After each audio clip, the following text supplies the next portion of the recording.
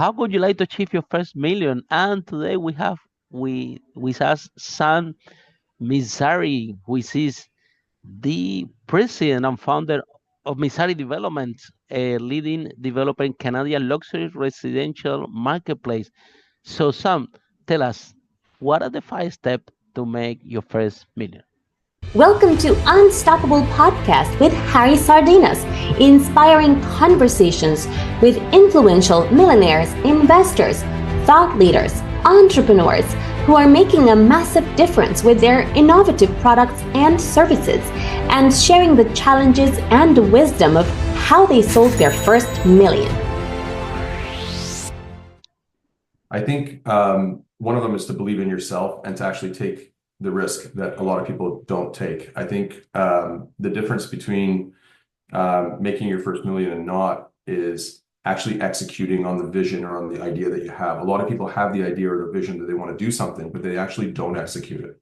And they actually don't go and take the risk that a lot of people should in order to reach their first million. And a lot of that has to do with the fact that I think it has to do with secondly, being around people that may not believe in your ideas or support your ideas. So you want to surround yourself with people that support your idea and that celebrate you and celebrate and give support to it. A lot of times, I think a third option is a reasoning for it is to achieve your first million is that you need to guard that idea between 0 and a million. Oftentimes, when you share that idea before you even start it, a lot of people will put that idea down or tell you all the problems with it. So you actually never even go execute it because you're so fearful of doubt of doing it because you've heard all of these negative reasons why your idea doesn't work.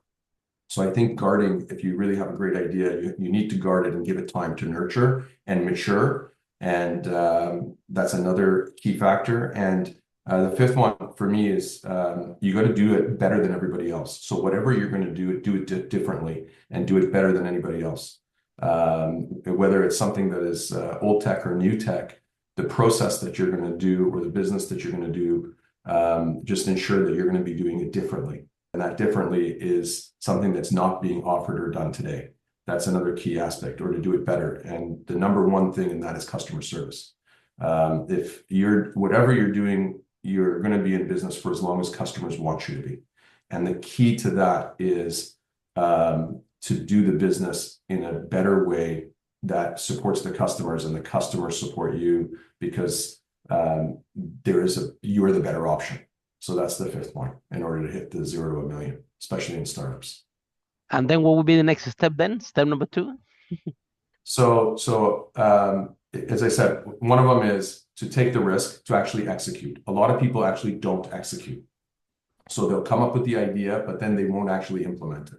Reality is, I would say, 80% imagination, and 20% actually execute it and actually put it into life and do it. And a lot of people don't actually execute on those visions. So you're going to do it. You got to actually fulfill and move forward with that idea.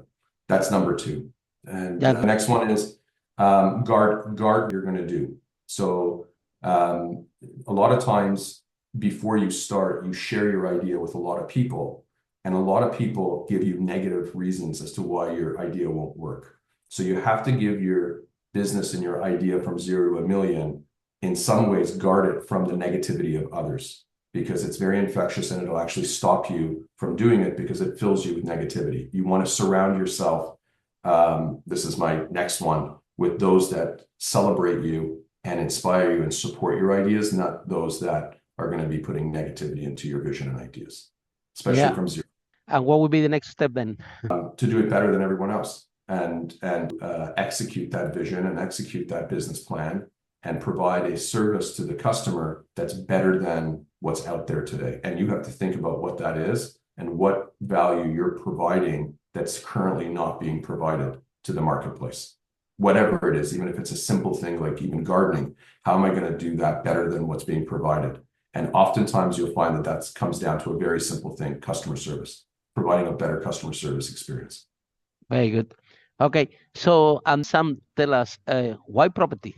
Decide property to the vehicle for you to start and grow your business. For me, the properties were something that I can express my art. So for me, my business is sort of my art, and you can express your art in many different ways. You can do it through painting, you can do it through music, you can do it through clothing, you can do it through eyeglass manufacturing, you can do it through gardening, you can do it so many ways. And for me, property and development allowed me the canvas to express my art on how I want to express it, the type of buildings we want to build, the type of homes we want to build, the type of developments we want to build. And what that was always resonated for me from the time that I was very young, because they're structures that stand the test of time. And I wanted to do something where with property, people use it and live in it and can enjoy it for decades to come, not just moments, but decades to come, and to engineer buildings that had not been engineered before, create Wow. structures that nobody had really done before, and Yeah. so those were very unique for me. So I'm asking you this question because in this podcast, on a stop of 5 step how to make your first million, 1 out of 5 and 1 out of 6 entrepreneurs that come to the broadcast, they're doing property. And so here, even like I shared with you, my first business was in property. We managed to sell over 5 million. So um, we encourage all our listeners, if they want to start a business and they want to make 1 million, we believe that property is one of the best vehicles in the to achieve that in comparison with other. However, we want also to be aware that when you get it wrong in property, is you can lose a lot of money. Yeah, and we want to be frank. And being an entrepreneur is developing skill. The more you practice, the better you become. So it doesn't matter, in my opinion. Somehow, when you started the property business, you can be lucky, but don't trust your luck, because somehow it's part of developing this skill. you know, Something's gonna go wrong, and you take a big hit, and you have to overcome that hit. And this is I think almost impossible. Don't happen to any property entrepreneur. Is part of the growth. So Sam, how you overcome challenges, especially in the space that you are, which is development. When something goes wrong, wow, is your money plus the money of other people. So how adversity? You mean, I think, comes with any time you're going to do anything great, you're going to encounter adversity. The bigger the challenges and you grow your business, the adversities will come with it proportionately. It's part of the plan. It's part of the universe. Part of the So process. There's no part of the way process. we can escape one, right? Every that has achieved any level of greatness has encountered challenges and issues along the way. There isn't anybody that I know that has not, and they're to the challenge. So you're going to hit adversity. You're going to encounter it. Everything's going to go perfect all the time. And especially in property development, you're going to hit cycles. There's unforeseen. I mean, look at just what happened a few years ago with COVID. Nobody would have predicted that we would have had a global pandemic and have a shutdown and have a global shutdown, which affected supply chains and many different businesses as well. I think when you hit those adversities, your role as a leader or as a captain is to guide everyone and take everybody through that adversity and bring them out the other side successfully. Most people quit in adversity. Most people fail in adversity because they just give up. And the stress and the pressure overwhelms their passion to continue to push forward. It's like in a storm and a weather, like an airplane going through it or a ship going through it. And you need a captain that's going to guide everyone through that storm and bring them out the other side, or bring them above the clouds and get into sunny areas. And that takes a lot of passion. It takes a lot of persistence. It takes a lot of vision, and it takes a lot of commitment and a lot of belief and hope. You're not, you believe in yourself, and you believe in the idea that you have. You believe in the business plan you have. You believe in the model you have. You have to pivot at times and pivot your business model depending on what's going on in the environment that gave you those challenges. But the main thing is not to give up. You fail because you give up. As long as you don't give up and you keep pushing through, you will hit the next wave and the next break, the next second chance, I call it, that's going to give you the lift to get there. And you just have to fight long enough and be persistent long enough to get through the challenge, because you're going to hit a much better day, and those challenges will then be in the mirror for you. But you got time to do that. So Sam, let's talk about the vehicle. I'm very about, because honestly, when I started my property business, it was kind of by accident. Well, what happened was when I arrived to London, I was working in a right, and I think I was on 575 per hour, something like that. And so when my came, right, it was at the point that I was more than I was making, and when I'm looking at the salary, the biggest overhead was the rent. So I say, well, I either deal with this overhead, and I call it, I either monetize the problem or I have to come back to Spain. There's no way that, that I can, and that's why I started rent business, and went away really fast because I was doing the properties, and then we're renting the house, living in that house, and the rent of the other rooms, they were covering the rent, and this is how all started out of necessity, right? So, but in case, do you have any family member? Do you have any friend? It was out of necessity. What was this? Do you read the book? So what really happened that drove you to this vehicle that I think we all of either by accident or any reason we end up in this I think that we are blessed because it's the best thing. I'm so grateful to real estate that and is built everything that I have done in my life. I traveled the world. I speak in front of thousands of people. I have paid my dreams.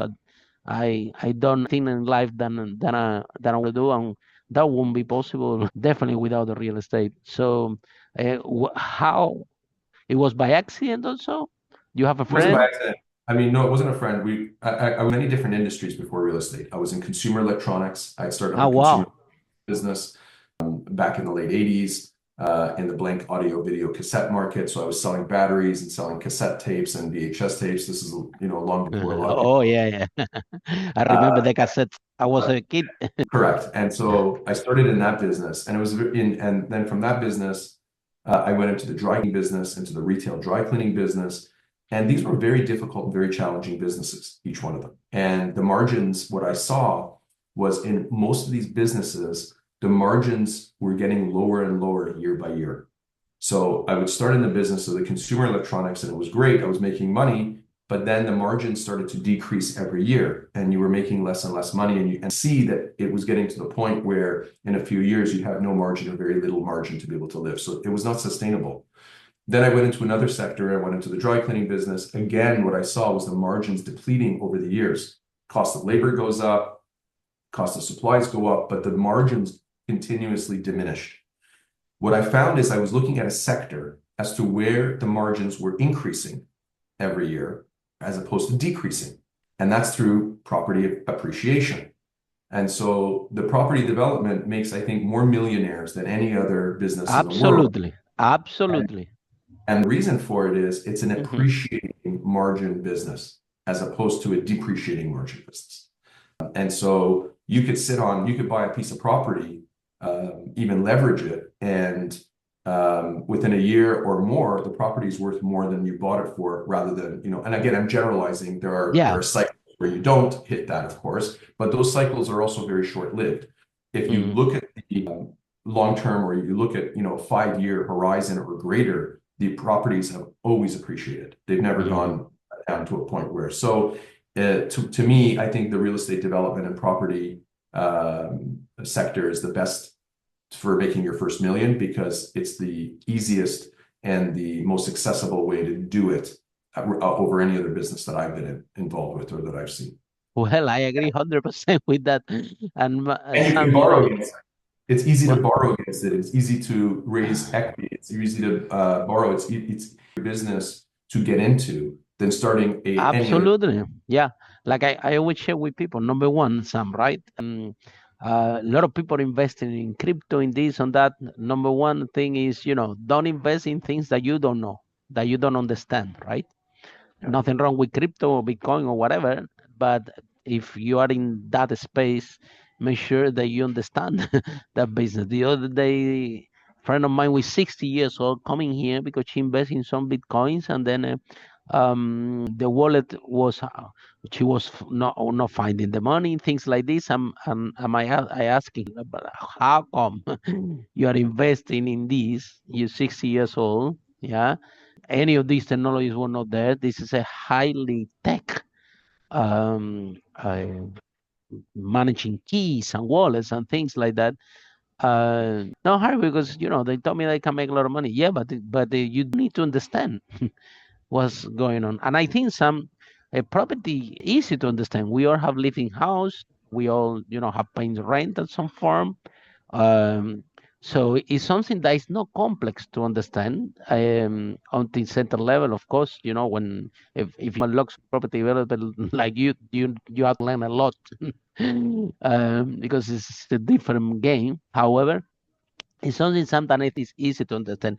I'll tell you when I realized the property was great is I landing services. I was offering the accommodation, so people traveling from London to London, from Europe, from Canada, from all over the world. So I was giving them the room, and then they would tell me, "Well, we want to learn English." So I open an English school. They want to find jobs. I open a career advice for them. Yeah, and then again, there were other business that was complementing my property business, right? But again, margins. This is when I started to discover that margins was not that great as the property one. It was Right. just, so I was doing those business because they were generating leads to actually rent the rooms for my was a kind of a lead generation strategy to support the main business. Yeah. But oh boy, one of the least this lead generation strategy, I decided to open a restaurant, a Spanish restaurant, and oh my god, Very different. I'm used to rent one room for 1 year. I had tenant that I tenant in my house, in my properties for honestly 10 years, 12 years. And I rate it only once. Yeah. And then I'm receiving, I don't know, 600, 700 per month over 10, 12 years. Right.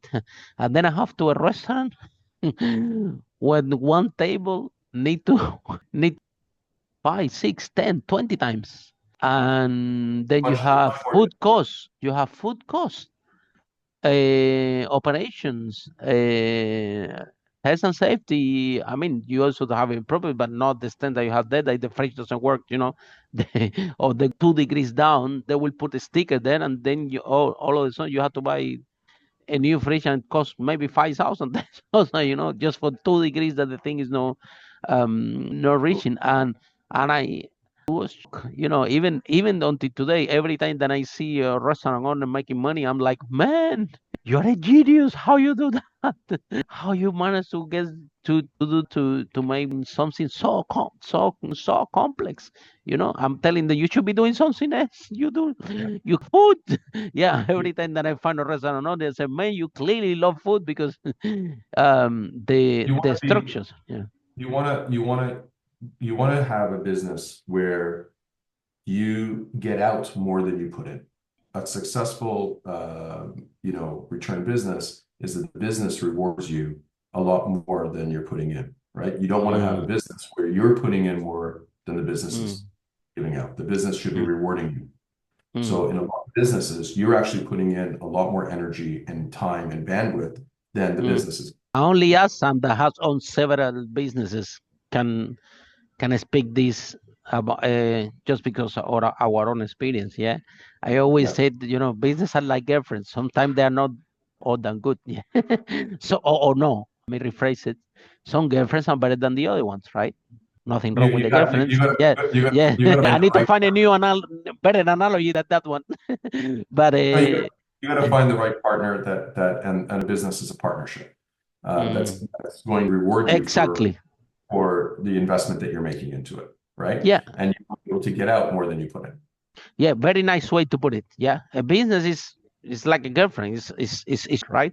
It's actually it's not duplication of you, but it has their own life, their own. It moves in a way separate of your life, right? So you clearly did, and it's like it's definitely a partner, right? And then so to find the right partner, same in the Right. same way that we when we're looking for a girlfriend, we want to marry or something, we need to find the best partner that suits us. And but Sam, so what advice do you have for entrepreneurs out there? Because I think that we all want to do what we love, right? And I'm in that boat myself, right? The honestly, my dream, what I do now, traveling all over the world, doing conference, helping people how to grow the business, do this broadcast, meeting amazing people like you, and trying to put something out there to help people. This I'm really passionate. But to be honest with you, I will never could pull this off without my property business. It was the foundation because building this business that I have now, the events company, when we do training, corporate training, and talks all over the world, yeah, Yeah. um, everything that I learned in property, right? If I didn't learn everything that I know about property, especially customer service and things like that, we're gonna go back to that. It was I'm gonna have very little chance to Successful at it. for this one and understanding the margins, So I have to go into the business even if I'm passionate about it, right? That can emulate the margins that I get in property because otherwise, what's the point? I keep doing property. So what advice do you have um, for people out there, either property entrepreneurs or that they won't follow their dream, but probably and this is true. One of my dreams was to have a restaurant. That was one of my dreams. But boy, after I spent 2 years, I lost 200,000 But pounds, and Harry, 2 years of my life, Monday to Sunday, in that thing, without need. When I was doing my property business, even my team sent me home. They told me, Harry, we don't need you. We can run this business without you. So I clearly was at home doing nothing, and all the money was coming doing nothing. When I go into this restaurant, that I lost 2 years of my life working Monday to Sunday. After that, it was not a dream anymore. It was clear. It was definitely a nightmare. So I have this, like we call it, Friday. Oh, we love to have a restaurant. But one, when I dive in, and I tried to make it work, it didn't. Couldn't put anything work. I didn't have the knowledge. I didn't have the expertise. I'm not used to those margins. I'm not used to this level of operation, and I couldn't survive in that space. I think you do a business that supports you and your family and that gives you the returns. And when you have a business such as property development or property or real estate that gives you the margins and gives you the financial ability and the income and the opportunities to do it, you can then go and chase your dreams and to do the things that things you want to do, maybe the restaurant business, maybe something else. And it will not be as stressful because it won't matter whether or not that business rewards you financially or not, because you have a business that is supporting you financially, and that gives you the freedom to do really anything. 100%. So you can go and open a restaurant business, you can go fly an airplane and you don't have to be an airline pilot. You can go and play the guitar and you don't have to be in a rock band, or you can be in one. You can do whatever you want to do and chase whatever dreams you want to have or whatever passions you want to have. And it won't be such a nightmare because you have a business that's supporting you, and then you can just do it because it's fun and you want to do it because that's what you enjoy. I think real estate gives you the freedom of time because it's not Absolutely. with real estate, it's not a same as the restaurant business where you have to work 7 days a week or 6 days a week, or you have long hours and different hours. Of course, you have to put in the time, and of course, it still has investments of time into it, but not the same way as retail businesses do or consumer-based businesses do. Very different. Real estate gives you the luxury of time. It gives you the luxury of appreciation. It gives you the luxury of freedom. It gives you a lot of freedoms that many other businesses don't have. And so I think it's an incredible business sector to be in to make your first million and more. It's an incredible business sector to be in to give you the freedom of time. And it's an incredible business sector to be in that allows you to grow it to really unlimited potential, and scale it. You can scale real estate in a way, that I've not seen in any other business as well, right? You can do it faster, actually, in a lot of ways. And more people have done that in real estate than any other business. Like, you have to be, super genius to do something like Steve Jobs has done in terms of Apple, or you look at, what Elon Musk has done, or any other, those are super great, brilliant businesses. But how many people create Apple? How many people create Tesla? How many people, with SpaceX, or you look at Microsoft or things like that, right? But how many people in real estate make the millions? Are a lot, because it's an appreciating asset. Yeah, the proof is here, right? In this podcast, if or for you, we have in this series unstoppable, because if you listen, find out exactly what I'm just sharing with you. One out of six, maximum one out of five entrepreneurs that come here, and it doesn't matter, they're coming from all over the world: New Zealand, Australia, UK, US, Canada. So they're coming from different part of the world, Correct. different countries, and well, everybody's in one out of five, one out of six state, and different strategies, different ways of doing it. But so it's just probability and a statistic. What is for sure, anyone can do it, because the other data that we have here in our broadcast is the other one out of five or one out of six entrepreneurs that come into the broadcast. They are also tech entrepreneurs, right? Yeah. However, exactly what you said, you to become a millionaire in tech is not as easy as you think, because number one, you have to be you need very deep and profound understanding about sales, marketing, product market fit, and you need good programmer, and tech is expensive. So the barrier to entry is not what, like we discussed before, is easy to understand. However, Sam, you're asking something, and I want to enhance on this, and it's in customer service, because this is a challenge that we see with entrepreneurs all the time. That in any business, that everybody is worried, and everybody is putting all the time, money, and effort. Okay, to bring strangers to the business, to be new clients, right?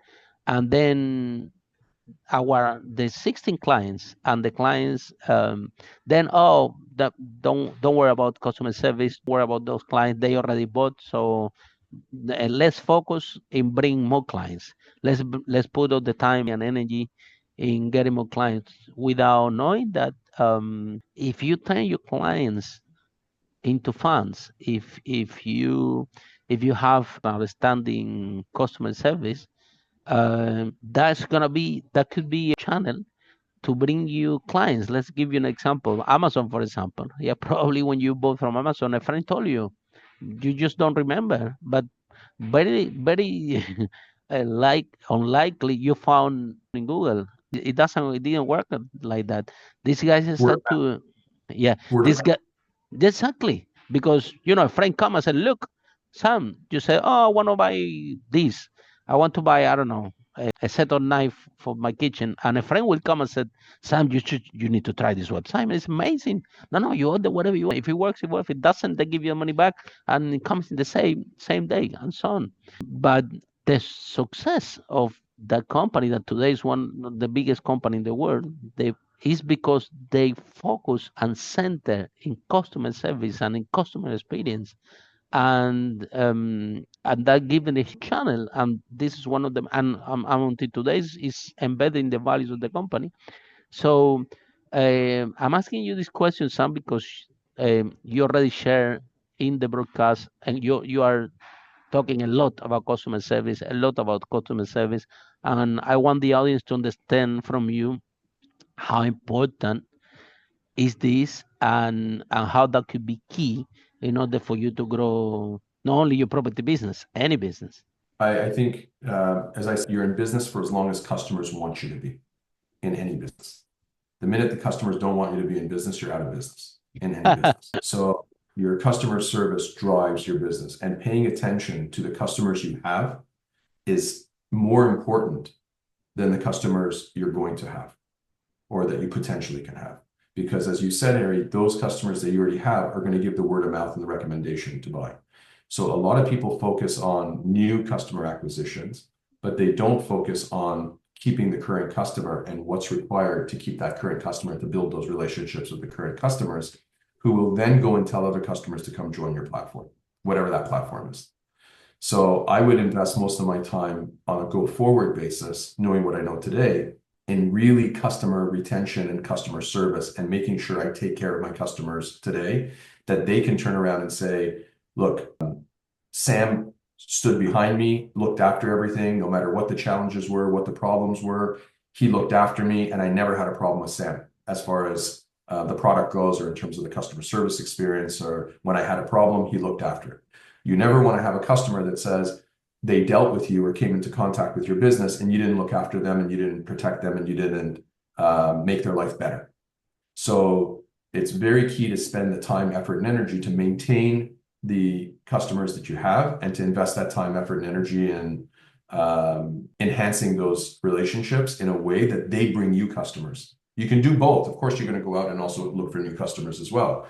But I think the key is I would spend, maybe 50% of my time on new customer acquisition and 50% of my time on maintaining relationships with the existing customer base. And Absolutely. most entrepreneurs you look at that are successful, you'll see that they do that. The customer retention or service and the reputation they have with their customers or homeowners, the homeowner would say, I'd buy another home from that person because they're great at what they did.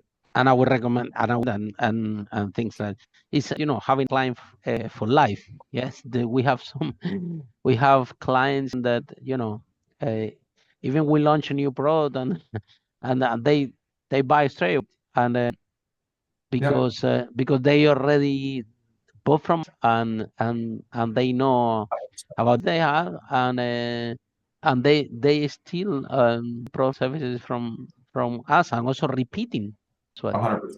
and bringing 100%. friends. So I think that a lot of business out there leaving a lot of money on the table because Agreed. they keep right to this 50-50 where proportion. I think they're doing in 90-10. I think 80-20 or 90-10. They put in 90% of the effort in getting new clients, in Yeah, bringing what we call it strangers, which is expensive, and sometimes we need to have more clients. We have to have more clients.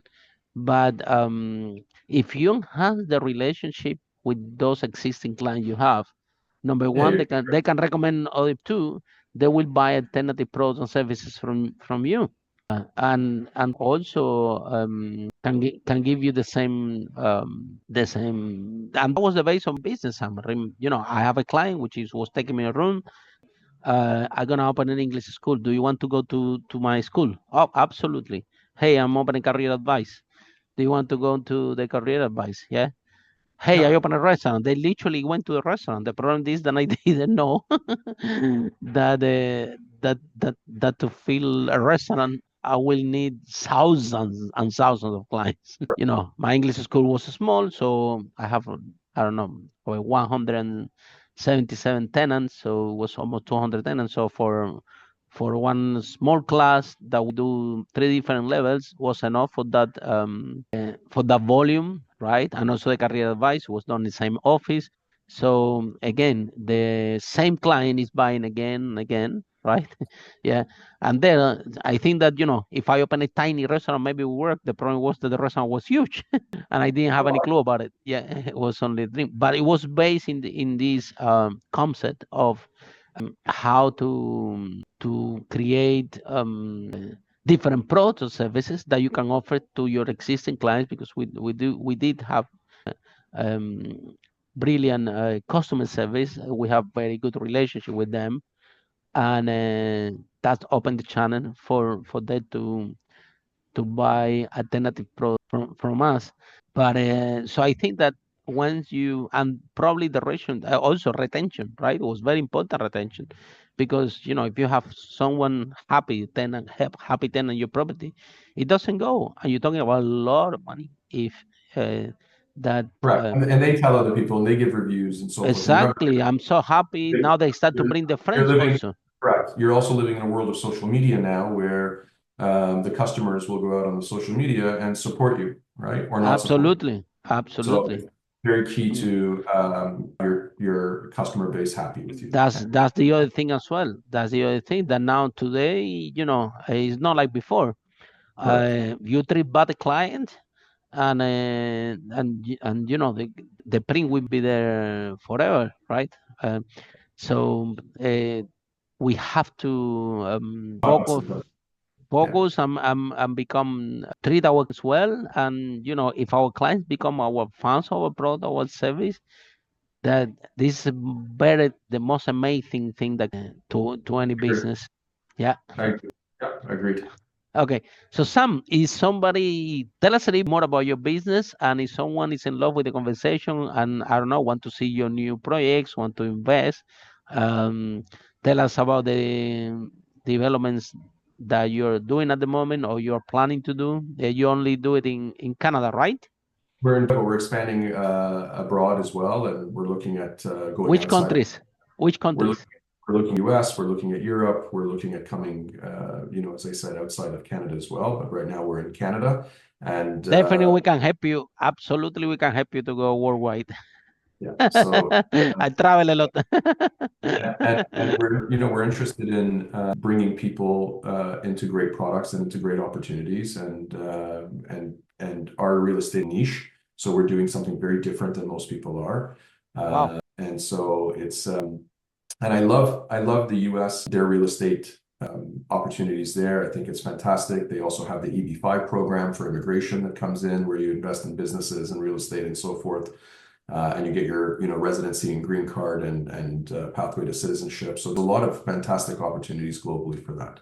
Europe had that as well. There were many countries in Europe that also provided immigration investment opportunities. But I think the main thing is you invest in any real estate anywhere in the world, you're going to do well. And we look at going into unique opportunities where we're doing something different and providing a different product than what the standard formula based buildings are or cookie cutter type of buildings are. We're looking at how we can develop buildings that really nobody else has done or have attempted to in the communities that it's to. So we've been in the luxury space for a very long time, but at the same time, we look at now new opportunities where we're looking at how we can bring housing more to the masses and more to Absolutely. more, right? And that's going to be our new focus going forward. So Sam, how people can find you? Any You website? can visit Mizrahi Developments.ca. And of course, I'm on LinkedIn as well, and on the Instagram and media. But you can reach us at MizrahiDevelopments.ca. That's our website, or you can reach me directly at sam@MizrahiDevelopments.ca, and or on LinkedIn. And I'd be happy to talk and discuss more opportunities or to collaborate with anyone. Thank you so much, Sam. And for all of you following this broadcast, see you in our next episode of Unstoppable: How Brave Entrepreneurs Like Sam Break That Wall and Achieve the First Million. Bye for now. Follow us for more interviews with world's most influential, audacious entrepreneurs that overcame challenges and adversity, providing you with the blueprint of how they sold their first million so you can grow your business exponentially.